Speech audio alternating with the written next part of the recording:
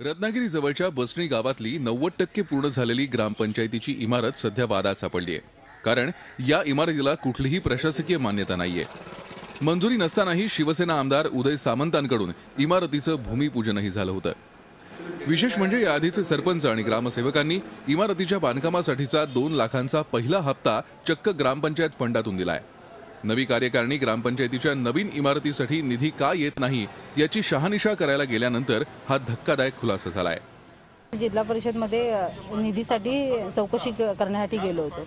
म्हणजे ह्या ग्रामपंचायतीच्या निधीची काय तरतूद आहे की नाही हे पाहण्यासाठी चौकशी करण्यासाठी गेलो होतो। तर तिथे आम्हाला समजण्यात आलं की ह्या कामाला प्रशासकीय मान्यताच नाही। तर आमच्या फंडातून आधीच 2 लाख रुपये खर्च झालेले आहेत।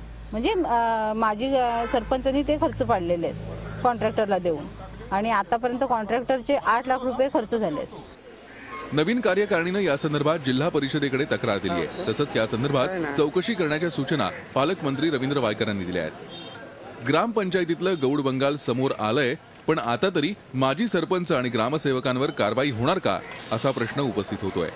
प्रणव पोळेकर, झी मीडिया, रत्नागिरी। झी 24 तास रहा एक पाऊल पुढे।